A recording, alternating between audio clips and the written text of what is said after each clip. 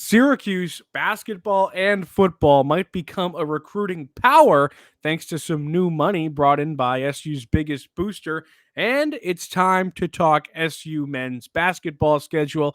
Non-con is looking pretty fun. It's all on Locked On Syracuse. It's right now. Are Locked On Syracuse, your daily podcast on the Syracuse Orange, part of the Locked On Podcast Network. Your team every day.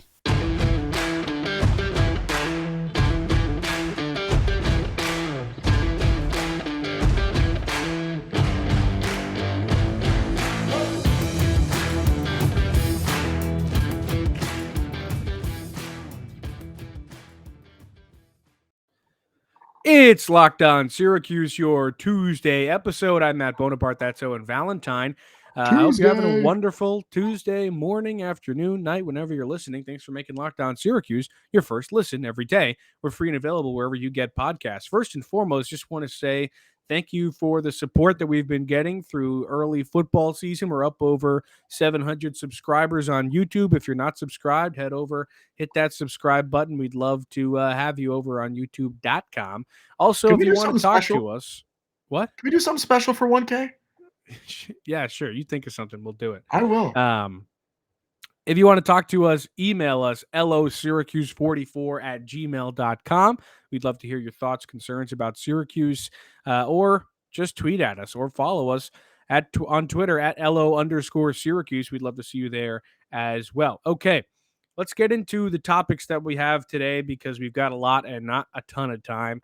First thing, biggest thing in Syracuse athletics right now, Adam Weitsman, you know the man's name, the most famous garbage man in America, is putting his money on the table for Syracuse, supposedly for some NIL deals. He's saying that he will give $1 million per year to one 5-star football player or one 5-star basketball player to represent his companies, which obviously means, hopefully, that translates to some 5-stars coming to Syracuse and playing. Not necessarily what it means in the literature, but what it's going to mean in actuality. So pretty exciting stuff. I don't know if that's going to end up happening for the classes of 2023. I hope so. That would be pretty cool. But 2024, probably. Yeah, and I want to jump in here. And per the article with Donna DeToda today from Syracuse.com, that's not an or, Bones. That's an and. So what 1 did I million say? Did for I say football. Or? Yeah, and I meant and. One 5-star basketball player. So that is absolutely gigantic for Syracuse athletics. Syracuse basketball, Syracuse football. We were talking before we jumped on, more so for Syracuse basketball in terms of impact with one guy. But regardless, this turns Syracuse into a really, really massive destination for big-time recruits. If you look at basketball and, when you talk about the, Darius Baisley not coming to Syracuse for other options, you talk about Dior Johnson not coming to Syracuse for other options. Kamari Lands. You get that same, you talk about that same player with $1 million in their pocket. Different story. Not backing out. They're not backing out. And that lands Syracuse, you recruits, 100%. Syracuse finally putting themselves in that conversation because it felt Yeah. for a little while like some behind teams the were eight ball. passing them by. Obviously, I don't think you or I know what kinds of NIL deals every single team is giving out, but if you want to compare Syracuse to some of the biggest programs in college basketball and in college football, I bet you a lot more of those guys or those programs are giving out more money than Syracuse is. And Boeheim has always said for a very long time that he recruits cleanly. He doesn't cheat and do all that, paying players and whatnot. Well, you don't have to call it cheating. So, because Adam Weitzman's here to help. Syracuse is going to be a player in that conversation. Now, obviously, you're only getting one guy in either sport. I say only, but it is fantastic. Hopefully, and it ends up getting you other players. And my thought was that this is a huge thing in basketball and in football. We talked about this pre-podcast, probably more in basketball than it is in football because it being one guy. I still think it's huge in football, but in basketball, one guy can take over a game. One guy can make a team great.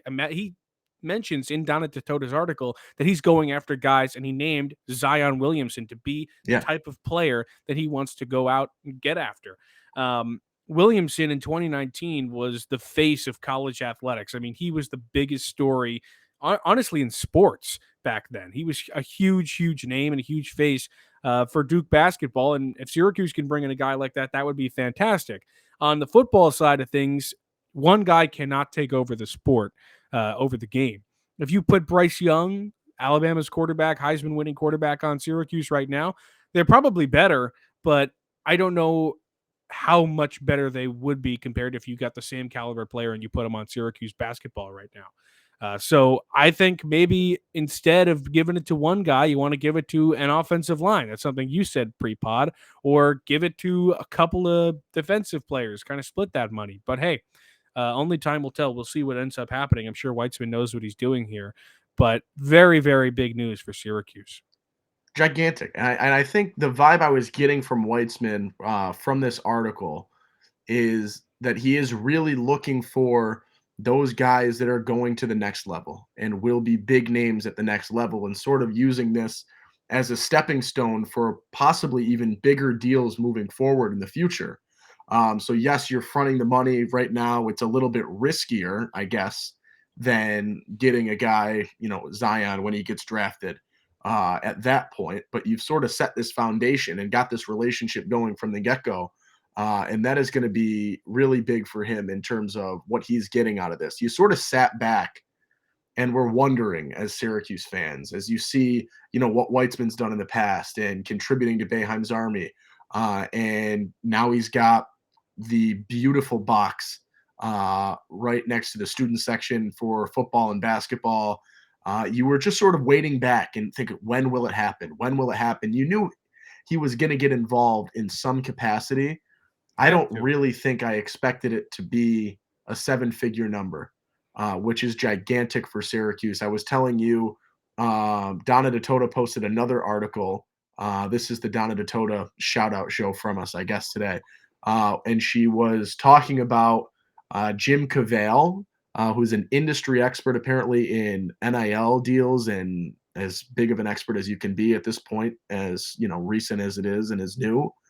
But he said of the 500,000 college athletes, about 1,000 athletes will make 5 figures, so 10 grand or more.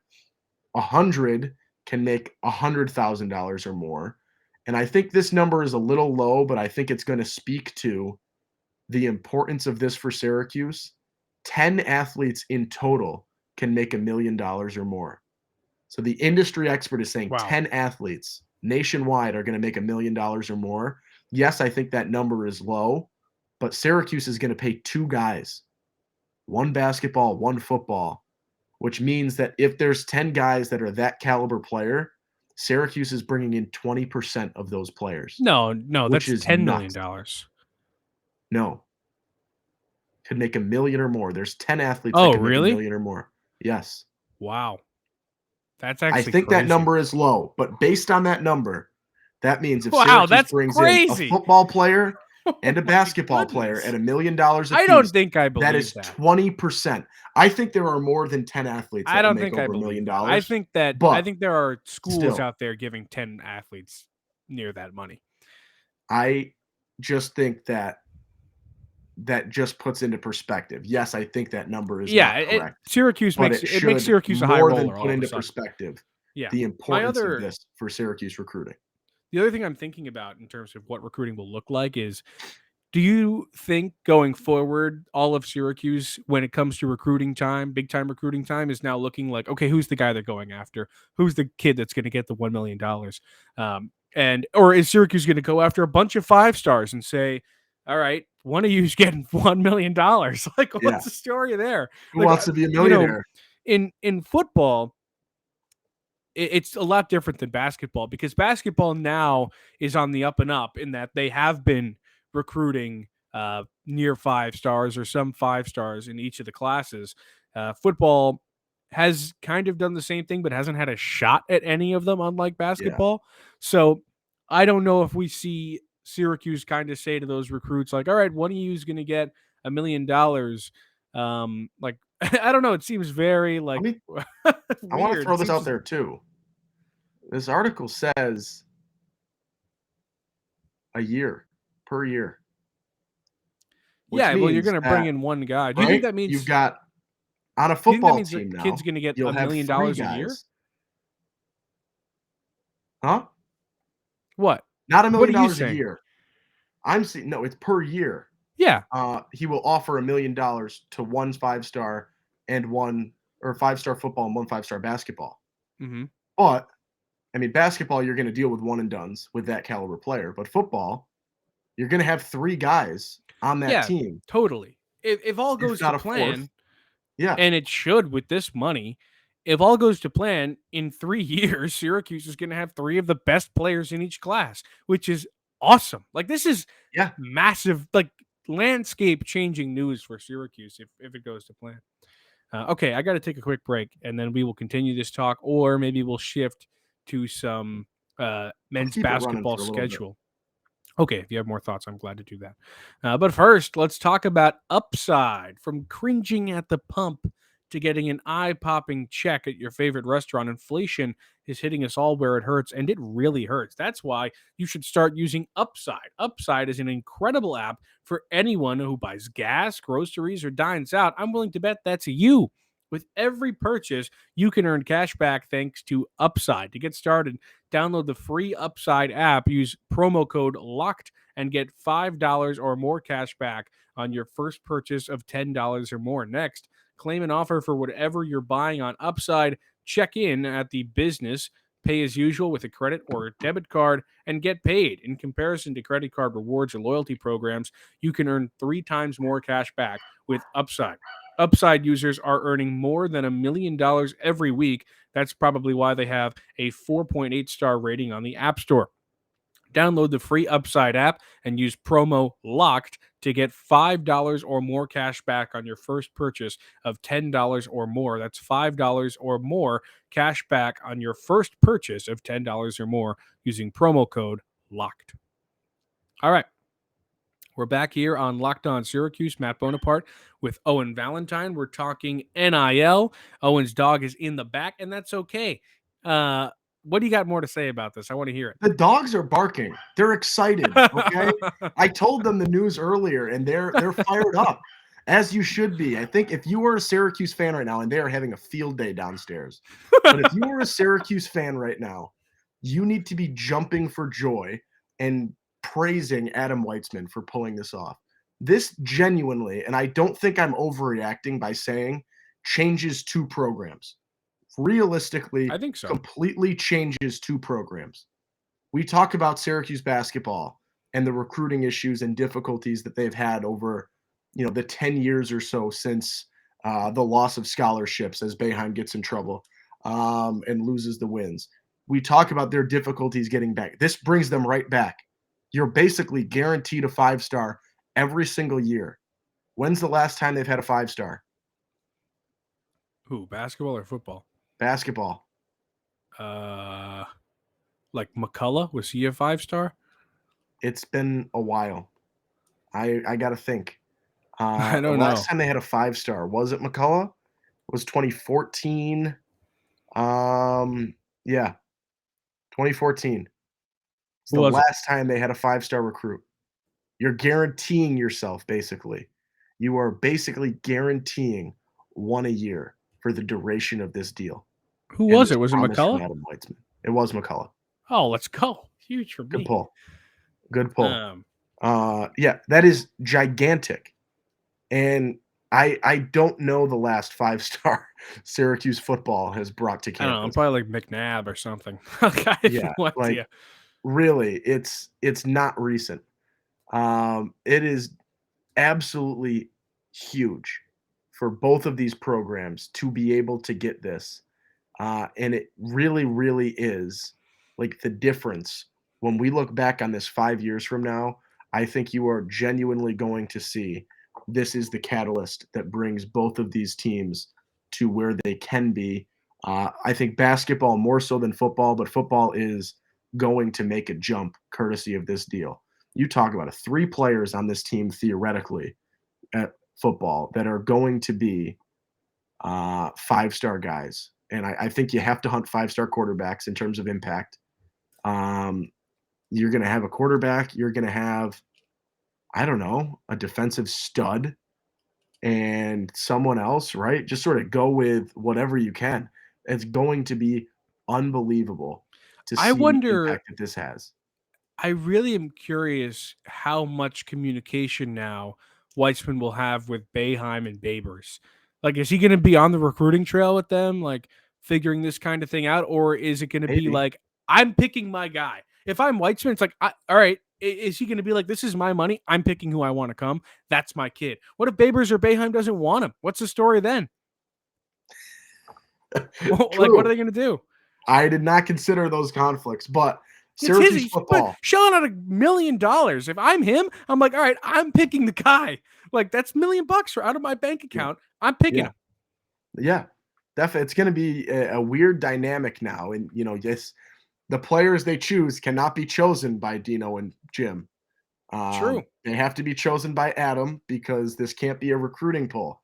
It is just players that are being given money to represent Weitzman and the new business, and they're going to have to move to Syracuse. And whether they choose to play whilst I hate here dancing is around all up of to this, them. but sure. Syracuse football, 2 per 24/7, 2 5-stars in the history of their metric. Who's that? That would be Cecil Howard, class of Okay. 01, and Johnny Morant, class of 2000. So back-to-back years. Wow. But not recent.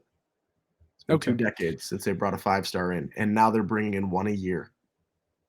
Yeah. That's I mean, hopefully. absurd. I'm That really, is really absurd. curious as to how this goes down and how long it goes down and what all the trials and tribulations of it are going to be.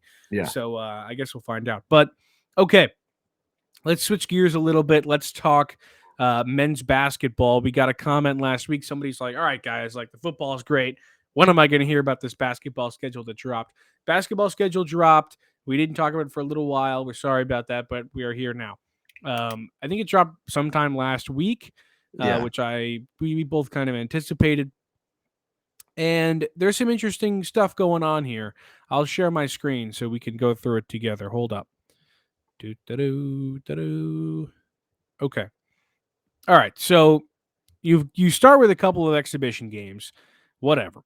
And then you're looking at Lehigh, Colgate, and Northeastern.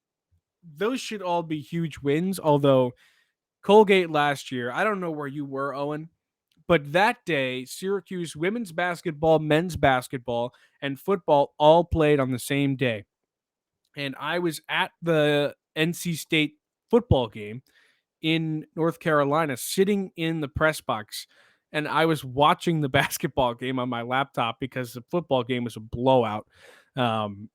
And I had to know how the basketball game was going, and I just watched Colgate come back and beat them, and I was absolutely heartbroken.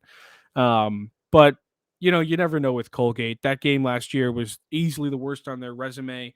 The one that everybody kept saying, all right, well, if they win this game, win that game, the resume gets better, but you're still looking at that terrible Colgate loss because it really was so, so bad. I was at the Then you game got, for what it's worth. oh, were you really? Yeah. Oh my gosh. Well, how was it in the dome?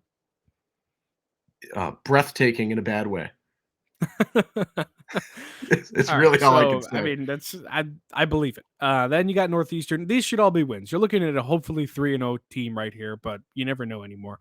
Then you go down to the Barclays Center. You do not have the Thanksgiving trip that they had last year, where they went down to the Bahamas, down to Atlantis. Instead, you're facing off against at least Richmond at the Barclays Center, and then either St. John's or Temple.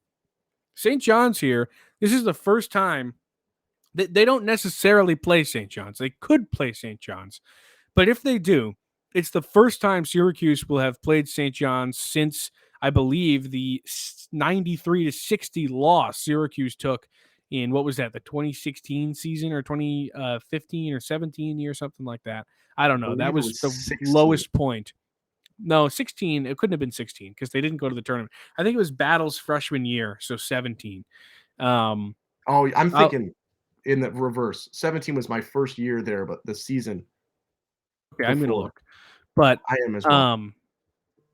that's a potentially massive game because Boeheim, I don't think wanted to see St. John's, and it's a rivalry that I think St. John's fans care a lot more about than Syracuse fans maybe these days. I still care about it. Yes, it was December 21st, 2016. So the 2016-17 season, Syracuse lost 93-60 in the Dome. Terrible. But that could be a huge game. One that Yeah. hopefully Syracuse wins and all the Red Storm fans can just stop talking. But not necessarily going to play him. It's either St. John's or Temple, so we'll see how that turns out.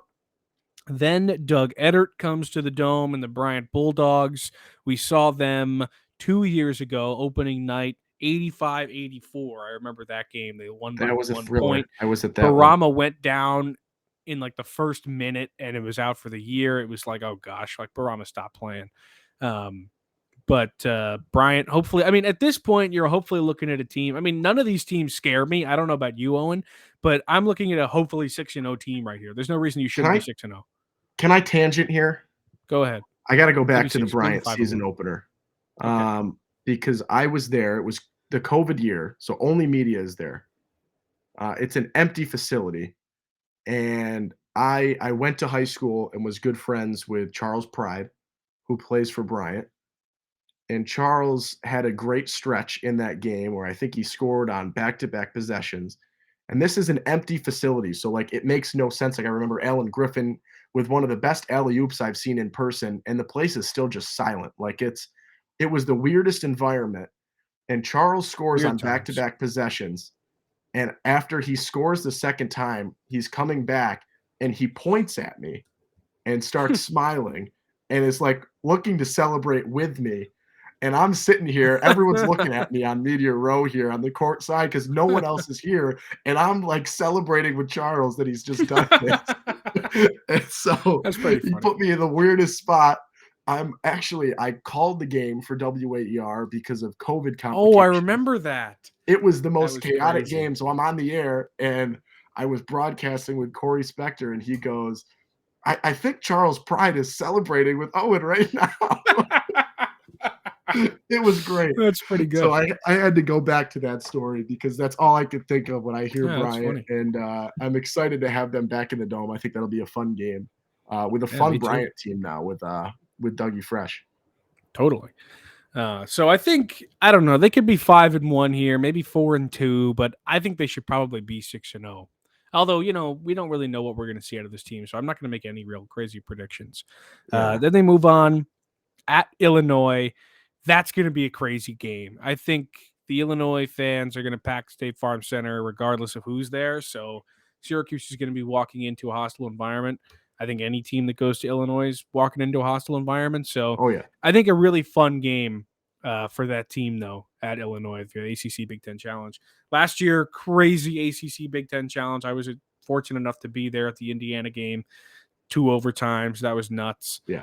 They pull out. That was the biggest win of the year, which is crazy.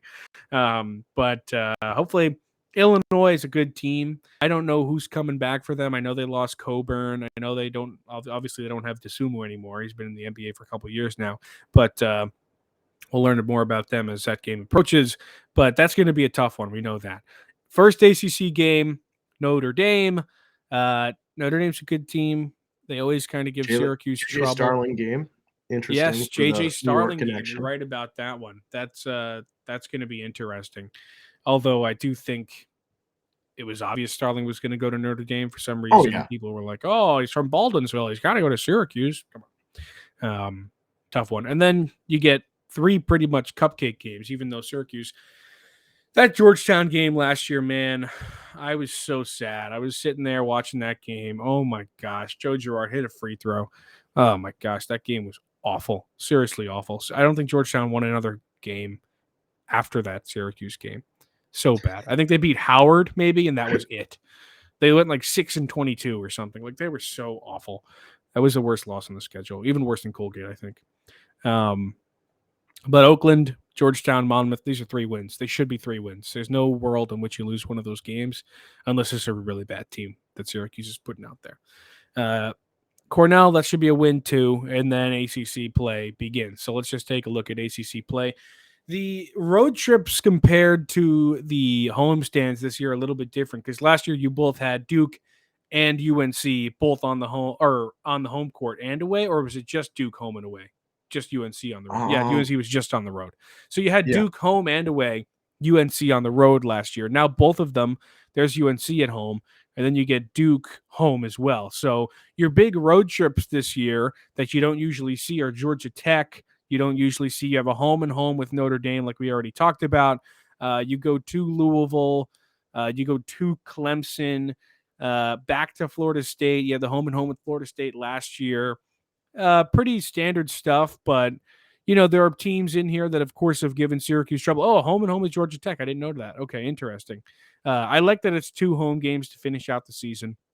That reminds me of 2021 spring when they went to the tournament and made the Sweet 16 run, where it was a Georgia Tech and a Duke loss back-to-back in these 2 games where they would have been. And then they had a Clemson game and a UNC game. I don't know if it's that order, one of the 2. And they won those 2 games, of course. They get into the tournament. Then they beat NC State in the ACC tournament. Lose to Virginia on a buzzer beater was enough to get in. So I like to see the 2 home games to finish out the schedule. But I don't know. Syracuse, I think, is either going to have a really strong year or a really weak year. I don't know if it's going to be a bubble season, just because I think I agree. It's going to depend on how good the freshmen are. And if they come in and they play really well, these 4 games should all be wins. And these 3 games should all be wins. And we'll see what happens at the Empire Classic. You should probably win those games. Like, non-con this year to me is really weak. And you should win every single non-con game, maybe aside from Illinois. So, I mean, Syracuse, I don't know if you're giving yourself much leeway for slack. Instead of what it was last year where they beefed up the schedule in hopes of making the tournament with an old team, you're now giving yourself cupcakes here, there, and everywhere to hopefully give your freshmen some chances to kind of get the ball rolling, get together, mesh, gel, and get to a position where you're going to be ready for ACC play, because ACC play is tough. And the only conversation there is pre-ACC play, if something goes well, it is always the same thing. But is this going to happen when the ACC gauntlet comes around? It's always the same thing. Is he going to have 10 rebounds against Pitt? That's what I'm asking. People always say that. I think it's hilarious. So it's all going to be about if the freshman can come in and show up, and if Joe Girard flourishes in that 2 spot. But what do you got on the schedule? So when I look at this, I do see it's interesting for me, because I look at sort of this schedule, and I think they've got a tough go of the start of this schedule. Honestly, like it's a difficult, or the ACC. I apologize, not the schedule as a whole, but it's a tough go at the start of ACC play. To go, yes, you've got your 2 sort of, those first 2 games are wins. Notre Dame is decent. Okay, they're not Notre incredible. Dame, maybe not, but these 2, these should be absolute wins. Yeah, you go Pittsburgh, BC. These 2 games are tough, though. Yeah, and then you go right into it with a pretty tough little road stretch. Yes, Louisville's not great right now, but you go at Louisville, at Virginia, then you go Virginia Tech, Notre Dame back in the Dome, then on the road to Miami, on the road Georgia Tech. And then back with North Carolina at home. You've got 3, and then Virginia Tech 5-game stretch with 3 road games right here. This is tough. This January, it's a very difficult January. Yeah, totally. Look at that. There's another one. So look at that. So 4 games out of 6 here, all on the road. That's tough. Yeah. That's not easy. Early on in ACC play, too. Right? Yeah, you're getting Pittsburgh and Louisville, who are not. And then you come back home and you face NC State and Duke.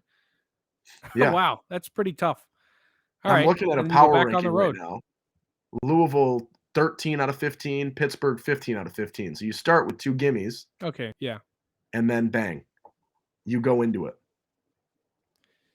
Yeah, Louisville's not great. But hey, any early ACC road trip can be tough. Like, we know they can lose to a Pitt team on the road.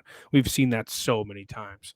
So those ACC games on the road, you never know. But I'm also playing into that same thing. Yeah, I mean, that stretch in January, is going to be tough, man. 4 road Feel trips for and fire. 6 games. That's going to be something. Syracuse is 12th on this ranking. And one of those home games is UNC. Like, oh my gosh. It's So brutal. you're on the road. You're on the road. You come home, play a team that was in the national championship game last year, back on the road, and then you come home to play Tony Bennett. Like, that's going to be tough, man. Yeah. So their ACC schedule is tough. Yeah, I don't know. Very much so.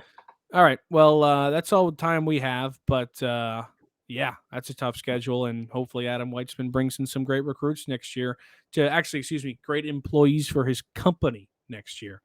All right. Well, that's all the time we got. Thank you for making Locked On Syracuse your first listen every day. Go get more on the ACC. Making Locked On ACC your second listen every day. Host Candace Cooper and the local experts of Locked On take you across the ACC in 30 minutes. Locked On ACC should be your second listen today. Owen and I will see you tomorrow to talk some Virginia. Peace.